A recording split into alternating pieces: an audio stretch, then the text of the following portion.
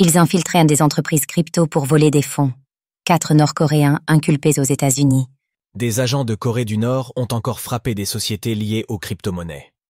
Le département de la justice américaine révèle en effet que 4 ressortissants ont été inculpés pour avoir infiltré des entreprises et volé des centaines de milliers de dollars en crypto-monnaies.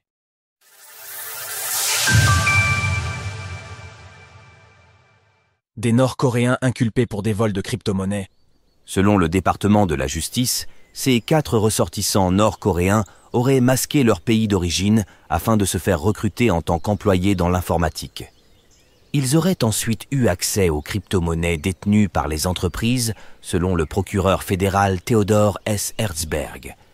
Les accusés ont utilisé de fausses identités, parfois volées, pour dissimuler leur nationalité nord-coréenne, se faire passer pour des travailleurs IT à distance et abuser de la confiance de leurs victimes afin de dérober des centaines de milliers de dollars.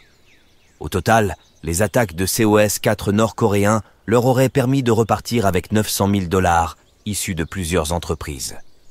Il semblerait que la manœuvre ait été dirigée par le gouvernement nord-coréen dans le but de financer son programme d'armement, d'après le procureur adjoint chargé de la division de la sécurité nationale, John A. Eisenberg. Ces stratagèmes visent à escroquer les entreprises américaines, à contourner les sanctions et à financer les programmes illicites du régime nord-coréen, notamment ses programmes d'armement.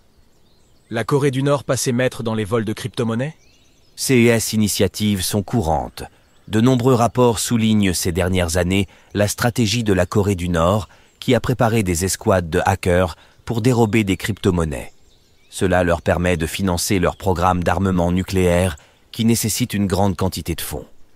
Leur action la plus médiatisée a été le hack de Bybit en début d'année.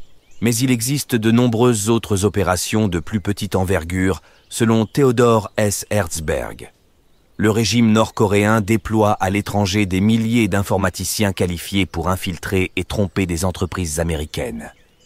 L'enquête a permis d'établir que les 4 hommes ont commencé leur vol de crypto-monnaies en 2022, après avoir été embauchés en 2020 et 2021.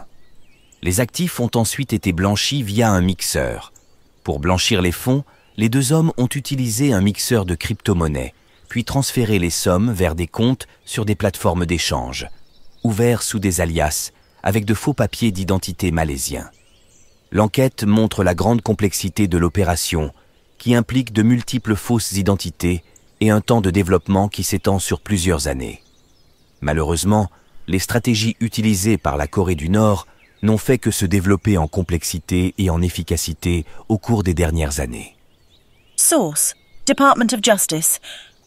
Retrouvez toutes les actualités crypto sur le site cryptost.fr.